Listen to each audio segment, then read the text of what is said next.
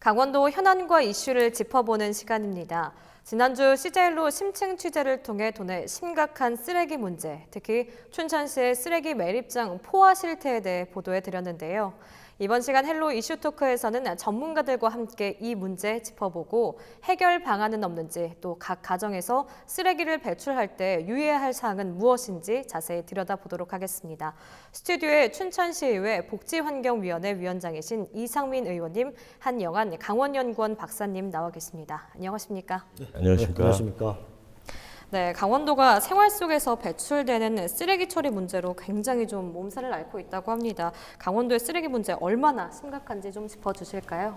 예, 우선 저희가 이제 강원도의 특성부터 하나를 고려해야 될 것이 강원도는 행정구역 면적이 굉장히 넓은 데에 비해서 인구 밀도는 굉장히 낮기 때문에 저희 뭐 폐기물뿐만 아니라 이제 환경 관리하는 데 있어서 굉장히 좀 어려움이 있습니다. 그래서 폐기물 문제에 있어서 역시 이제 지자체 관계자들 분들이 이제 많은 노력을 기울이고 계시지만 동일한 그런 특성 때문에 여러 가지 지표들이 안 좋게 나타나는 그런 상황입니다. 그래서 지금 생활 폐기물의 예를 들면 하루에 강원도에서 2,000톤 정도가 발생을 하고 있는데 그중에 한 55%가 재활용되고 있습니다. 근데 전국 평균이 한 62% 정도 돼서 상당히 전국에서 좀 하위권, 재활용률이 하위권인 수준이고 또 이제 그 소각 비중도 소각 비율도 한 19% 정도가 되는데 전국 평균이 한 25%보다 상당히 낮은 수준입니다. 그러다 보니까 그 재활용률과 소각률이 낮다 보니까 결국은 매립 비중이 상당히 높아지게 되는 현상이 나오기 수밖에 없는데 지금 매립 비중이 한 26% 정도로서 전국 평균이 한 13% 정도의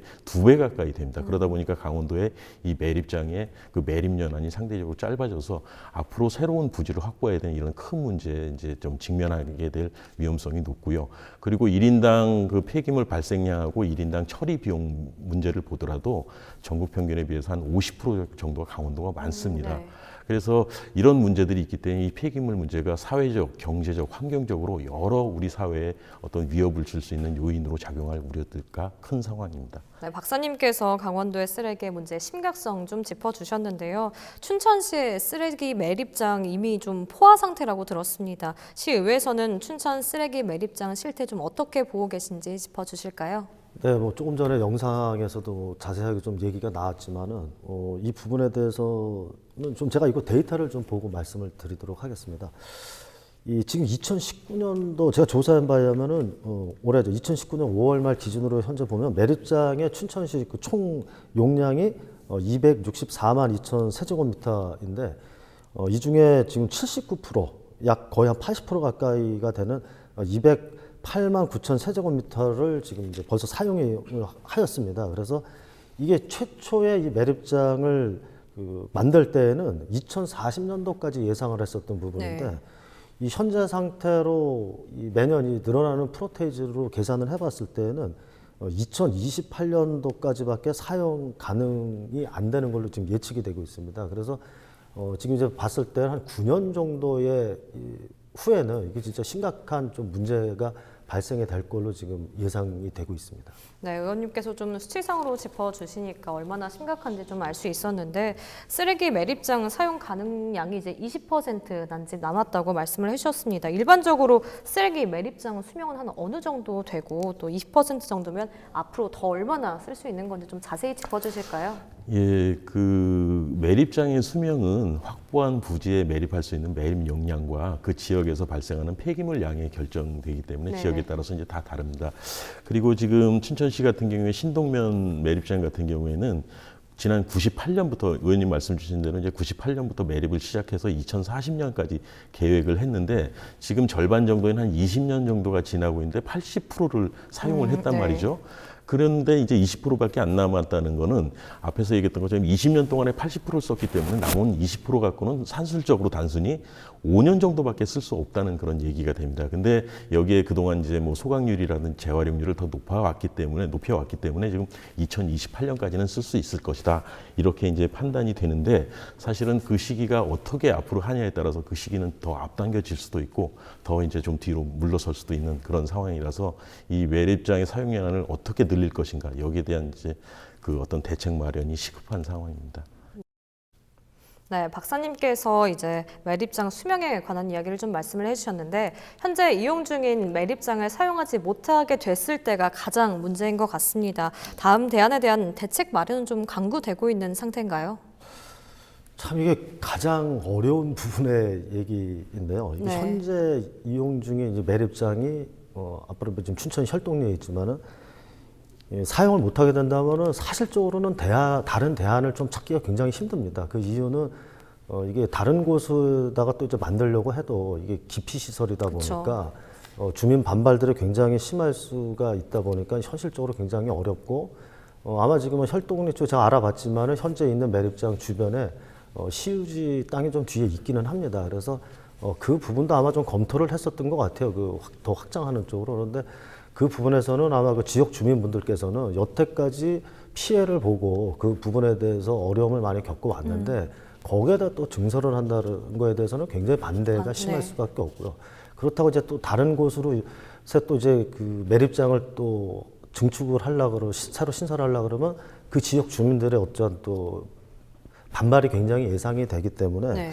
현실적으로 어려운데 현재 지금 봤을 때는 아까도 잠깐 말씀드렸지만 한 8년에서 9년 정도의 좀 시간이 남아 있는데 이 시간을 어떻게 할 것이냐 해서 시에서는 지금 얘기가 나오는 것이 이제 순환형 매립장을 좀 답이 순환형 매립장. 예, 순환형 매립장이라 그래서 저도 이제 요번에 이제 그것 때문에 좀 들여다봤는데 네. 현재 시설을 이제 최대한 활용을 하고요. 기존에 이제 그 묻혀져 있는 그 매립되어 있는 현재 쓰레기들을 쉽게 얘기해갖고서는 다시 이제 꺼내서 가연성과 불연성을 좀 나눠서 가연성을 이제 다시 소각을 해서 다시 묻는다 그러면은 매립장 사용 연한을 좀 최대한 늘릴 수가 있고 그렇게 되면 뭐 한 70년 정도의 어떤 여유 시간을 좀 벌 수 있는 거 좀 봅니다. 그래서 또 시민들의 어떤 의식도 굉장히 중요한 부분인데 이 분리 배출을 좀 잘해 주신다 그러면 이 순환형 매립장을 통해서 한 좀 반영구적으로 사용할 수 있지 않을까라는 지금 그 생각은 하고 있는데 이 부분에 대한 거는 뭐 얘기로 할 수 있는 부분은 아니고 그래서 이 지금 순환형 매립장을 위해서 춘천시에서는 타당성 조사를 아마 지금 실시를 할 계획을 갖고 있습니다. 그래서 왜냐면 이거를 뭐 일단 전문 용역 업체에 좀 맡겨서 이게 어느 정도 실현성이 가능한지 또 몇 년 정도를 더 우리가 확보를 할 수 있는지 그걸 이제 아마 용역을 지금 준비를 하고 있는 걸로 파악이 됐고요. 근데 이제 이 부분에 있어서는 또 제가 좀 알아본 걸로는 또 이게 환경부 쪽에서는 계속 그 권장을 해오기는 했었지만 요즘 이제 시대적인 어떤 흐름이나 이런 걸 봤었을 때 파내서 다시 이제 소각을 하는 것이 좀 장기적으로 매립이 돼 있던 거를 이거를 환경부에서 아마 좀 승인을 받아야 될 사안이다 보니까 그 부분은 이제 좀 결과를 좀 지켜봐야 될 것 같습니다. 네, 다양한 대책을 좀 말씀을 해주셨는데 의원님이 말씀해주신 이 대책 좀 어느 정도 효과가 있을 거라고 좀 보십니까, 박사님? 예, 저도 그 뭐 제로 웨이스트 2045 해서 2450 해서 2024년까지 생활 쓰레기 발생량 50%를 줄이겠다. 그래서 5년 동안에 이제 줄이겠다는 대책들을 봤는데 일단 그 국가에서 작년부터 자원순환 기본법이 시행이 되고 있고 또 강원도에서도 올해 이제 자원순환 시행 계획을 마련하고 있는 시점에서 그 자치단체가 이런 계획을 마련하셨다는 것은 필수적인 부분이고 굉장히 바람직한 부분이라고 생각됩니다. 그리고 거기에 여러 가지 나온 대책들도 그 저희가 춘천시의 자원순환 사회 구축을 위해서 반드시 모두가 필요한 부분이라고 생각하는데 단지 하나는 이제 많은 분들이 2024년까지 이제 5년밖에 안 남았는데 생활 폐기물 발생량 50% 감축하는 것이 가능할 것이냐 이런 부정적인 시각이 있습니다. 그런데 단순히 발생량을 줄이는 것은 불가능하고요. 그 발생된 부분 중에서 재활용할 것은 가장 많이 재활용을 해서 매립률과 소각률을 50% 낮춘다는 것이 목표라는 것을 저는 그렇게 이해를 하고 있고 그리고 그것도 달성하기가 쉽지는 않습니다. 그렇죠. 쉽지는 않은데 저는 절대로 또 불가능한 목표라고 보지도 않습니다. 그 계획에서 추진되고 있는 것들이 모두 적합하게 진행이 단계적으로 계속 지속적으로 이루어진다면 가능할 것이라고 일단 보고요. 그리고 그 대책에서 첫 번째로 내세운 것이 자원순환에 대한 시민의식 함양이 첫 번째 대책인데 저는 개인적으로 그 부분이 가장 중요하다고 보고 있습니다. 이게 뒤에 뭐 수거하거나 처리하는 과정은 그 관공서에서 나서서 이것을 해주지만 폐기물 관리에 있어서 가장 첫 번째 부분은 생활 발생량의 원천 저감입니다. 쓰고 있는 사람들의 예, 그렇습니다. 인식이 그래서 너무 중요하고. 그 부분은 어떻게 관에서 주도할 수 있는 것이 아니라 시민 각계각 사회 각계각층의 모든 시민들이 참여해서 같이 동참을 해주셔야만 진행되는 부분이고, 그것을 위해서 뭐 우리 쓰레기 발생량을 줄이자, 또 재활용률을 높이자, 이런 부분에 있어서 뭐 관공서에서 나서 일회성으로 홍보를 한다든지 교육한다든지 이런 것은 사실 아무 효과가 무의미한, 없고요. 네. 이게 꾸준히 교육 체계가 마련되고 이런 것이 계속 우리 생활 속에 파급이 될 수 있도록 어쩌면 10년 혹은 20년 동안 중장기적인 안목으로 그런 게 꾸준히 진행돼야 될 것이고요. 그래야지 이 시민의식이 좀 변환이 될 수 있는 계기가 마련될 수 있고, 그 토대를 어떻게 만들고 그것들을 어떻게 꾸준히 이행시켜 나갈 것인가, 그것을 꾸준히 해나가는 것이 이 계획의 성패가 달려 있다고 저는 그렇게 생각하고 있습니다. 네, 박사님께서 대책 마련 좀 실효성을 짚어주셨는데, 우리나라 최대 명절 중 하나인 추석 연휴가 이제 시작이 되죠. 추석 기간 내 평소보다 많은 양의 쓰레기가 배출될 것으로 좀 예상이 되고 있는데요. 배출되는 쓰레기를 처리하는 것도 중요하지만 애초에 배출되는 양을 줄이려는 노력 또한 필요한 것 같습니다. 각 가정에서 쓰레기 배출할 때 유의할 사항은 무엇인지 알아보도록 하겠습니다. 춘천시청 자원순환과 재활용 담당 이호성 계장님 전화 연결돼 있습니다. 계장님 안녕하십니까? 예, 안녕하십니까. 네, 계장님, 춘천시 재활용 쓰레기 배출량이 좀 상당하다면서요? 예. 그 춘천시의 경우 그 일평균 184톤의 소각 내집 쓰레기가 발생하고 있으며 연평균 2.7% 정도의 증가 추세를 보이고 있는 실정입니다. 네, 그런데 많은 분들이 재활용 쓰레기를 배출할 때 실수하는 부분이 있다고 하는데 재활용 쓰레기의 올바른 배출 방법에 대해서 좀 알려주실까요? 예. 그 쓰레기 줄이기는 시민분들의 분리배출에서부터 시작됩니다. 분리배출의 핵심은 비운다, 헹군다, 분리한다, 섞지 않는다입니다. 용기 안에 내용물은 비우고, 재활용품에 묻은 이물질은 헹구고, 라벨 뚜껑 등은 제거하고, 종류별, 재질별로 구분하여 배출하는 것. 이 핵심만 잘 지켜주셔도 배출된 폐기물은 쓰레기가 아닌 자원이 됩니다. 네, 계장님께서 재활용 쓰레기 배출 방법에 대해서 좀 짚어주셨는데 각 가정에서 재활용 쓰레기를 정확하게 이제 분리 배출할 경우에 춘천시의 쓰레기를 줄이는데 얼마만큼의 좀 도움이 될까요? 예. 현재 저희가 파악하고 있는 거는 종량제 봉투에 섞여서 배출되는 재활용 가능 자원이 60% 정도로 보고 있습니다. 시민분들이 분리 배출만 잘해주셔도 쓰레기 문제는 해결된다고 보셔도 될 것 같습니다. 그럼 추석 명절 연휴 기간 동안 많은 양의 쓰레기가 배출될 것으로 좀 예상이 되고 있잖아요. 이 방송을 시청하는 도민 여러분께 당부의 말씀 전해주실까요?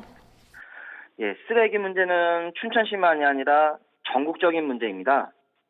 춘천시 등 정부의 정책적 노력만으로는 한계가 있습니다. 우리 시대만의 문제가 아니라 우리 아이들, 손자들의 문제로 이어지기 때문에 시민 여러분들의 주도적 실천이 가장 중요합니다. 춘천시도 쓰레기 없는 도시가 되기 위해 우리나라를 대표하는 선도 도시가 될 수 있도록 최선을 다하겠습니다. 시민 여러분도 함께 해주시기를 간곡히 부탁드립니다. 예, 참고로 추석 연휴 기간 동안 시, 군별로 쓰레기 수거가 안 되는 날이 있습니다.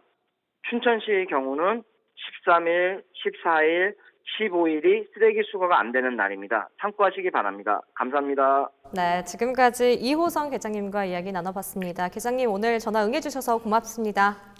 예, 감사합니다. 네, 춘천시의 현 쓰레기 문제를 좀 해결하지 못할 경우 우리가 좀 우려되고 있는 점들은 어떤 것들이 좀 있을까요? 상상할 수도 없는데 아주 사회적으로 굉장히 혼란스러운 심각한 문제에 네, 직면하게 될 거라고 이제 생각이 됩니다. 작년 초에 중국에서 이제 폐기물 수입 금지로 인해서 우리나라 전국 각지에서 쓰레기 대란이 발생했던 그 상황을 기억하실 겁니다. 그래서 그런 문제가 단기간 문제도 그런데 이런 것이 중장기적으로 지속된다면 저희가 사회적 그 혼란을 어디에서도 막을 수 없는 예상할 수도 없는 그런 문제가 발생할 수밖에 없을 거고요. 그래서 이제 그 앞서 말씀드렸던 것처럼 저희 생활이 윤택해지면서 뭐 1인당 생활 폐기물 발생량은 줄어들기는 힘듭니다. 그것도 국가적으로도 정책적으로 그것을 인정하고 있는 상황이고요.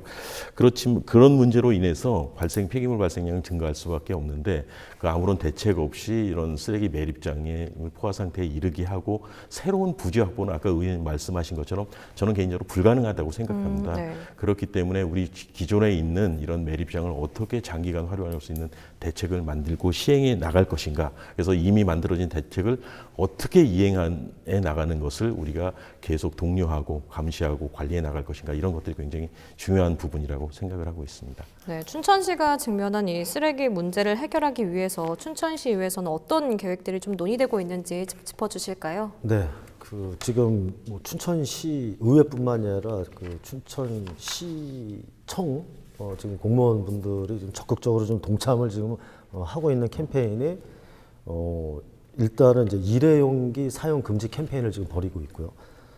그래서 지금 시청사나 의회 청사에는 아예 그 배달 용기, 그러니까 일회용은 들어오질 못하게 지금 돼 네. 있습니다. 그래서 장사하시는 분들 입장에서는 좀 그거에 대해서 불만도 좀 제기를 하긴 하시는데, 그리고 이제 또 생활 쓰레기 50% 감축하기 이제 캠페인을 지금 하고 있습니다. 그런데 이제 조금 전에 박사님께서도 좋은 지적해 주셨지만 저도 거기에 좀 공감하는 부분이 뭐냐면 이런 것들이 지금 하는 것이 어떻게 현실성이 얼마만큼 있을까? 그리고 이제 실효성에 대한 문제. 실효성에 네. 대한 것에 대해서 조금 당연히 해야 될 일이기는 하지만은 좀 현실성에 대해서 좀 생각을 하게 되고요. 또 그렇게 생각하게 되는 이유 중에 하나가 뭐냐면은 시에 지금 보면은 위원회가 굉장히 많이 있습니다. 그래서 저도 뭐 각종 위원회에 들어가서 뭐 심의도 하고 토론도 하고 하지만은 지금 이제 일회용품을 못 쓰게 하다 보니까 이제 텀블러들을 다 또 지급을 해줘요. 네. 그런데 이게 또 텀블러 자체가 또 한번 사용하고 나면은 또 민원인들이나 오셨다가 사용하고서 좀 가져가셔서 계속 써주셔야 되는데 아직 이런 것들이 좀 익숙하지 않으시다 보니까 이게 들고 왔다 갔다 하기가 불편하니까 그냥 또 두고 가세요. 그러다 보니까 그 문제도 이게 또 발생하죠. 그게 또 어떻게 보면 그 텀블러의 재활에 대한 어떤 그 문제점도 좀 발생이 현재 지금 되고 있는 부분이 있고요.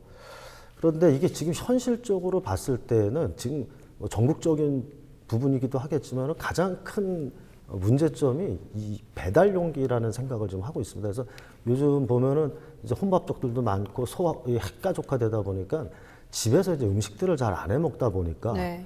보통 이제 배달들을 많이 시켜 드세요. 그런데 저희들도 뭐 가끔 이제 배달을 시킬 때 보면은 거기에 딸려오는 용기나 비닐이라든가 일회용 용품들이 어마어마하게 지금 쓰레기가 많습니다. 어마어마하죠. 그 쓰레기가 어마어마한데 그래서 그런 부분들을 좀 친환경적인 걸로 좀 바꾸는 것이 현실적이지 않을까. 그래서 지금 커피점에서 많이 사용하고 있는 빨대나 이런 것들을 종이 빨대라든가 아니면 뭐 종이 트레이 같은 친환경적인 소각될 수 있는 자연 소멸되는 것들을 앞으로 이제 그런 것들을 많이 좀 보급을 해야 되지 않나. 그런데 그게 예산적인 부분이 좀 있다 보니까 이런 것들을 좀 지자체에서 좀 지원을 하면서 이 친환경 소재로 바꿔나가는 것이 더 현실적이지 않나 이런 좀 생각을 하고 있습니다.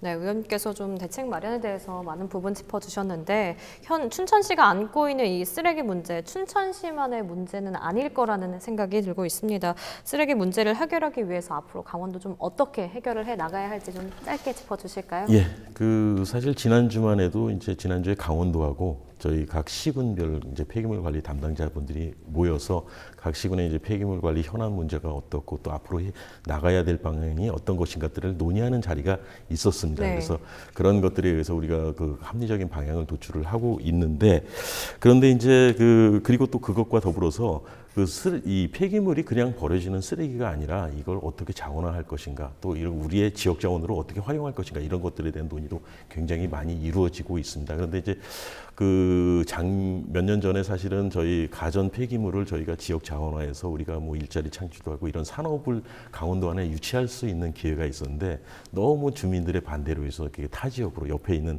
여주시로 이제 옮겨간 그런 사례가 있습니다. 그래서 우리가 우리 자원으로서 활용할 수 있는 기회를 버린 셈입니다. 어떻게 보면. 그래서 이게 무조건적인 저희 시민분들도 반대만 할 것이 아니라 실질적으로 우리가 하지 않으면 우리가 피해를 보는 상황이기 때문에 우리가 시민의식도 바꾸고 또 우리 줄일 것은 줄이고 그래서 생활 폐기물 발생량 원천적인 저감부터 또 우리가 그것을 활용해서 우리가 할 수 있는 방안들을 강구할 수 있도록 관공서에서는 그런 계획들을 마련하는데 시민분들도 같이 동참을 해줘서 폐기물 관리는 어느 한 분야에서만 이루어지는 것이 아니라 모두 참여하는 그런 해야 된다는 그런 우리의 어떤 소명 의식하에서 그런 그 자원순환으로 사회로 전환할 수 있는 계기가 만들어졌으면 합니다. 네, 여기까지 듣겠습니다. 네, 지금까지 이상민 의원님과 한영환 강원연구원 박사님과 이야기 나눠봤습니다. 오늘 두 분 말씀 감사합니다. 네, 수고하셨습니다. 감사합니다.